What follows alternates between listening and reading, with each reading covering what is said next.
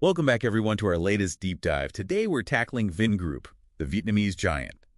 We've got sources showing, well, frankly, incredible financial results lately. Absolutely. Record numbers. But there's also this really complex, you could say very bold strategic shift happening. That's the core of it, really, because you see these record profits, like consolidated net revenue basically doubled year over year in the first half of 2025. We're talking VND 130 trillion. Huge numbers. Exactly.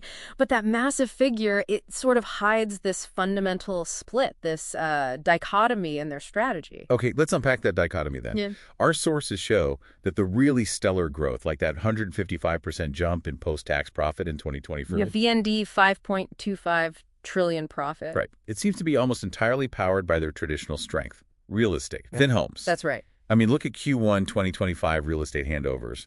Brought in over VND 55 trillion in revenue. That's what, a 12-fold increase year on year? 12-fold. It's staggering. It shows just how dominant that part of the business is. So what does that mean for the bigger picture, their overall strategy? Well, what it seems to mean, connecting the dots here, is that Vingroup is basically using that real estate dominance, that cash cow, to fund this enormous high-stakes gamble. The gamble being VinFast, the electric vehicles. Precisely. VinFast. They're pouring money into it. We saw the debt-to-equity ratio is around 178%. That signals a really highly leveraged situation. Wow. All necessary, it seems, to fuel this EV ambition. It's like using the foundations of a skyscraper to fund building a rocket. A skyscraper funding a rocket. I like that. But the big question is, can they actually sustain that? Is it, viable long term? That's the multi-billion-dollar question, isn't it? And speaking of that rocket, VinFast.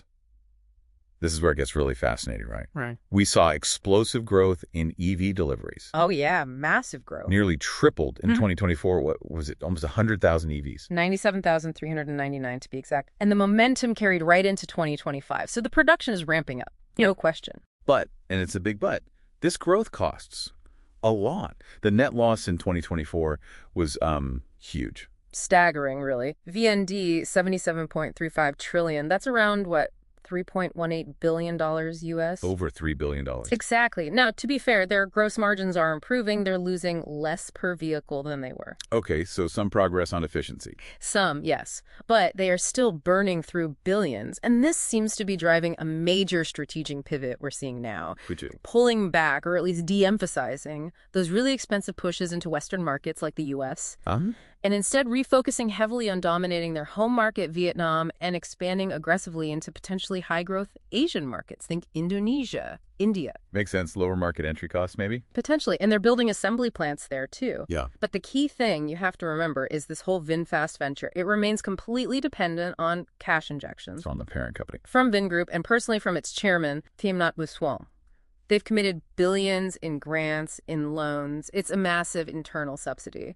So if VinFast is the big spend, what's keeping the lights on and funding that rocket? You mentioned real estate. That's the bedrock. Vinhomes. Our sources confirm it's the undisputed profit engine. And crucially, they have this huge pipeline of pre-sold properties. Right, ones they've sold but haven't formally handed over yet. Exactly. Unbilled bookings.